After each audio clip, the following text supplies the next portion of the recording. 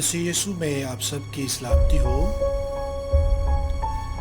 यीशु अल मसीह मुर्दों में से जी उठे और जी उठने के बाद 40 दिन वो शागिर्दों पर ज़ाहिर होते रहे और 40 दिन के बाद यीशु आसमान पर उठा लिए गए। ये मसीही ईमान का अकीदा है और हम इसी अकीदे में इसकी सच्चाई को आज जानने की कोशिश करेंगे। अमाल की किताब उसका पहला बाब हमारी रहनुमाई करता है कि खुदावंद यीशु मसीह आसमान पर उठाए गए। उसके पहले बाब की पहली आयत से हम पढ़ते हैं, लिखा है, थेफुलुस, मैंने पहला रसाला उन सब बातों के बयान में तस्नीफ किया जो यीशु शुरू में करता और सिखाता रहा, उस दिन तक जिसमें वो उन रसूलों को जिन्हें उसने चुना था रूह कुदुस के वसीला से हुक्म देकर ऊपर उठा लिया गया। इसके बाद उसकी 9वीं आयत में, पहला बाप उसकी 9वीं आयत में यूं लिखा है कि वो ये कहकर वो उनके देखते देखते ऊपर उठा लिया गया और बदली ने उसे उनकी नजरों से छुपा लिया। मेरे अजीजों, मसीही सच्चाइयों में जो सबसे पहली सच्चाई है वो ये है कि हमारा यीशु मसलूब हुआ, मर गया, दफन किया गया और तीसरे दिन मुर्दों में से जी उठा। तो ये हम अकीदे में भी इसको दोहराते हैं जब भी हम रसूलों का अकीदा पढ़ते हैं। यीशु 40 दिन तक ज़मीन पर रहा जी उठने के बाद और उसके बाद 40 दिन के बाद वो आसमान पर उठाया गया। उठाने में, आसमान पर उठाने में, ऊपर उठने में एक लफ्ज़ है यूनानी ज़ुबान में, वो है आनेलेफिते। आनेलेफिते, ही वॉज टेकन अप, वो ऊपर उठा लिया गया। जैसे कहते ascension of Jesus, Jesus ascends to the heaven, तो इसका मतलब वो ज़मीन से ऊपर उठा लिया गया। तो ये यीशु अल मसीह का जिस्मानी तौर पर इस दुनिया से रुखसत होना, ये साऊद जो है यीशु अल मसीह का, इसको हम ascension कहते हैं, यीशु अल मसीह का आसमान पर जाना कहते हैं। सिर्फ लूका की इंजील और अमाल की किताब हमें, ये दो किताबें हैं अहदनामा जदीद में जो हमें बताती हैं कि यीशु आसमान पर उठाया गया। मत्ती की इंजील रसूलों पर उसने जो रिसालती हुक्म दिया उसके बाद वो अब्रप्टली उसका एंड हो जाता है और वहाँ पर यीशु के साउद का कोई हवाला नहीं है। लूका 24 बाब उसकी 50वीं आयत में हम पढ़ते हैं कि लिखा है वहाँ पे कि यीशु बैतनिया में आया और अपने शागिर्दों के साथ उसने बातें की और वो आसमान पर उठाया गया। तो बैतनिया का जिक्र है जहाँ पे यीशु अल मसीह शागिर्दों के साथ वहाँ गए और वहाँ से आसमान पर उठाए गए। ये आपने अक्सर जगहों पर अंजीलों में पढ़ा होगा जैतून का पहाड़, माउंट ऑफ ऑलिव्स। तो ये जो माउंट ऑफ ऑलिव्स है इसके पास ही बैतनिया का गांव था, एक छोटा सा गांव था। और बैतनिया अपने 5 वाक़यात की वजह से बहुत मशहूर है जो बाइबल मुक़द्दस में पाए जाते हैं। सबसे पहले जो वाक़या है वो ये है कि ये मरियम, मार्था और लाजर का गांव था जिसे यीशु बहुत प्यार करता था और लाजर को यीशु ने ज़िंदा किया था। और दूसरा, ये शमौन कोड़ी का घर भी इधर ही था। मत्ती की इंजील उसका 26 बाब उसकी 6ठी आयत में और मरकस उसके 14वां बाब उसकी 3री आयत में हम पढ़ते हैं कि वो शमौन कोड़ी के घर खाना खाने बैठा। और ये वो वाक़या है जब वो एक औरत, जब यीशु खाना खाने उस घर में बैठा था तो एक औरत आई और उसने यीशु के पाँव पर इत्र डाला। तो ये वो वाक़या, ये शमौन कोड़ी का घर था।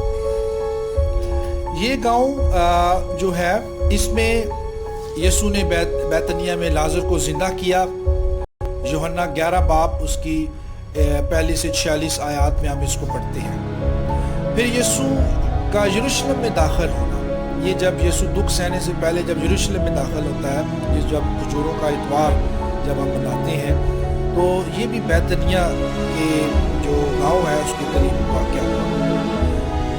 फिर यीशु बैतनिया में उसने क़याम भी किया। ये मत्ती की अंजील उसका 21वां बाब उसकी 17वीं आयत में यहाँ लिखा है कि यीशु ने अपने शागिर्दों को कहा कि तुम जाओ, मैं वहीं रहूँगा।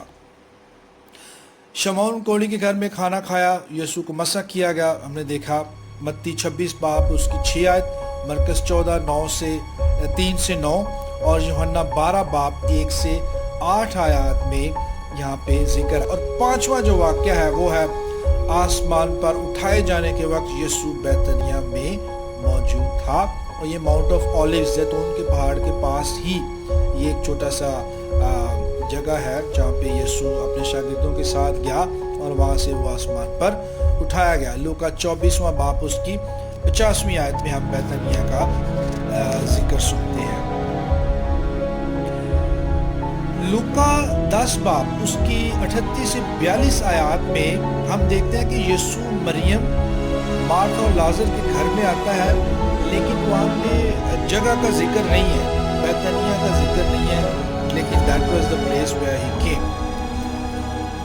ज़बूर 110 उसकी पहली आयत में यूँ लिखा है कि यहोवा ने मेरे खुदावन से कहा कि तू मेरे दाहिने हाथ बैठ जब तक कि मैं तेरे दुश्मनों को तेरे पाँव की चौकी ना कर दूँ। तो ये एक ऐसा अहद अतीक में एक हवाला है जो हमें सपोर्ट करता है कि यीशु जो है he has to be on the right hand of God after his ascension।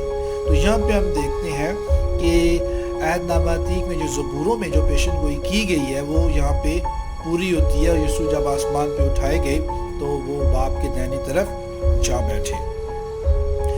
और इस वाक़े से, असेंशन से, यीशु का आसमान पर उठाया जाना, इससे हमारे ईमान को तक़वियत मिलती है। वो कैसे?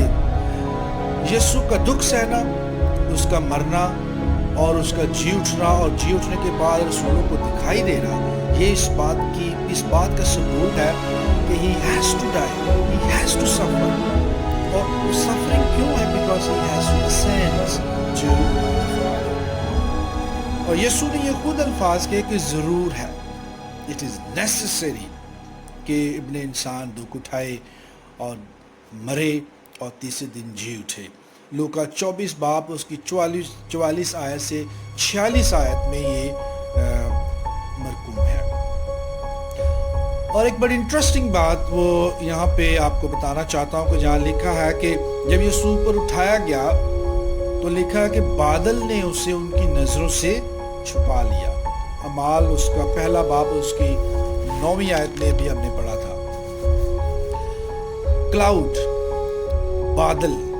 बादल जो है, इसको ग्रीक जुबान में नेफले कहते हैं।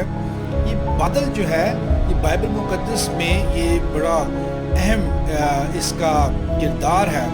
अब हम देखते हैं कि ये खुदा के ज़हूर का निशान है। बनी इसराइल 40 साल बियाबान में घूमते रहे, फिरते रहे, लेकिन खुदा उनकी रहनुमाई करता रहा, सफ़र में रहे। खरूज 13 बाब उसकी 21वीं आयत में यूँ लिखा है कि दिन के वक्त बादल का स्तून और रात के वक्त आग का स्तून।